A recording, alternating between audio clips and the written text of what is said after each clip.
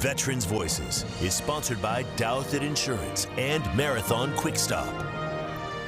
Jack Atwell has seen and done a lot in his century of a life, including being wounded twice in combat in World War II. We share his story in this week's Veterans Voices.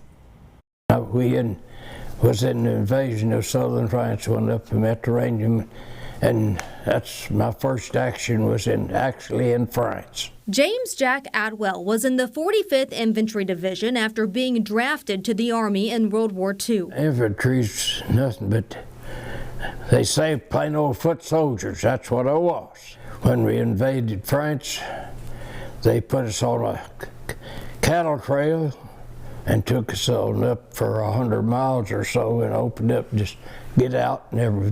Germans, you get to Germany, you just had a front around us.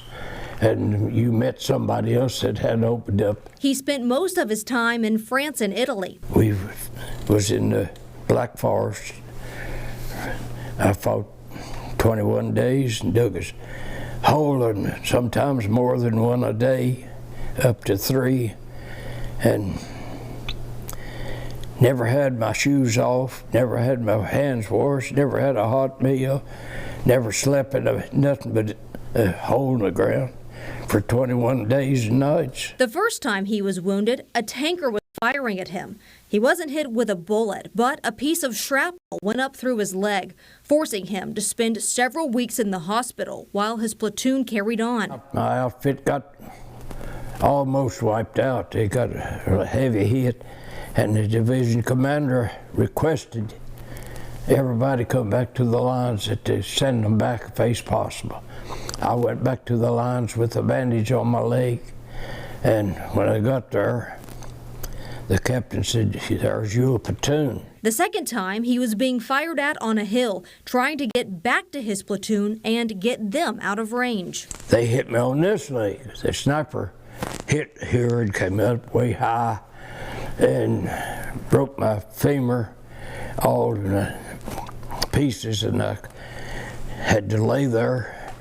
And they just shot at me every now and then for target practice, I guess. And they dropped me in the trench when they opened fire, and my foot went over my head, and all my femur went up the back, which punched my leg, made a bigger hole than the original wound.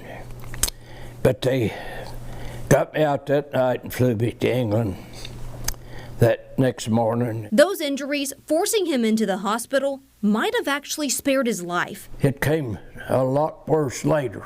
If I'd still been on fighting on the lines or with the company, I would have stood a lot better chance of getting killed than I did by being gone. Following his time in the service, he was able to gain full mobility back, run his farm and several local businesses, while also holding leadership roles in Washington County, Virginia. I haven't smoked, and partying, I know there's lots of it goes on, that's just fine. But if you don't take the first drink, you don't have to worry about the second one. I just never drank. I don't know how I could tell you other than I just look to the Lord. And last month, when he turned 100 years old, the Washington County, Virginia Sheriff's Office made him an honorary deputy. His certificate was even signed by Governor Glenn Youngkin.